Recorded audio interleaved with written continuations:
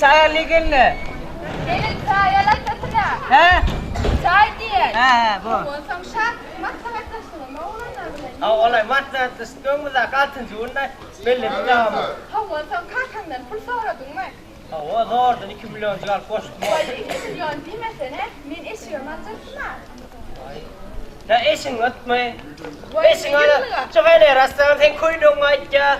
Çaya lisin içinde. Kuyduğun ayıca. Hala değil rastlanan sen kuyduğun ayıca. Eşin ötmeyin. Dinle beni. 20 yıldan sonra klaslaşlarım var yani. 2 milyona gül yıpıp, milyon yarımı öyme, 950'de koşalayacak mı?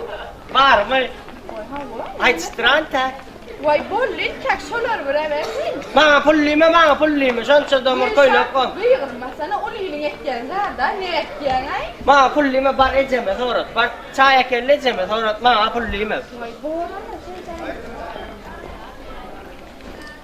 Nangum aleyküm kalkım. Onat mı? Otuyor mu? Onat mı? He? Onat mı diye? Onat. Ha bolle. Çay getiren hop bugün. Çay gelir oradan eyleme getirsene. Anarım Allah. Getir.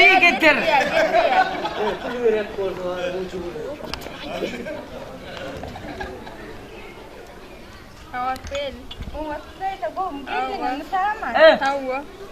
Vay dayda. Bizim yana 6. yıllığı mı? Vay bozdur tuğlu bugün gidersin de. Vay gitmesine gidersen men köyüne alayın yedim de aynı bana. Vay 150 maat pul versem yeter yerim Vay bu arada ya 150 milyon önemli bir şey. Vay 200 maat der ayır. Köyümün 2 milyona köyüne alacak mı böyle? Ana gitti.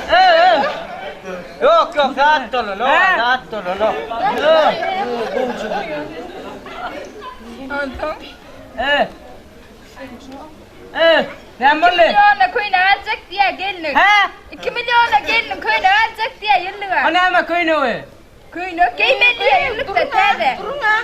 İntak men milyon yarımı öyme bilen 950 kuşam almalar korkmun ne mi? Gitti.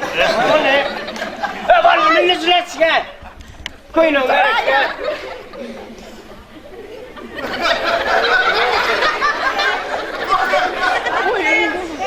O kaka. Oyo. Yok. İsa da bana no. Ha diye bakar. İsa da bana no ka. Ay gele. Bak gel. Vay ne mi?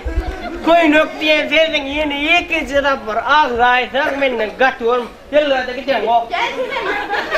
Gidecek ben pulum koştum ha. Pulum boşam böyle ama pulum iyinden bak köyüne menem gel gideyim böyle men hakkım yok. O da sorum Allah sorandı. Ben şuradan söyleyeyim o sorayım la. Yo anne bu sesin koyma ya. Bari ecemler ver hadi gidelim. Yo la yığına pulumda Allah pırda et. Yo mu koydurmaya vakti ulan. Ale o çayla zaten.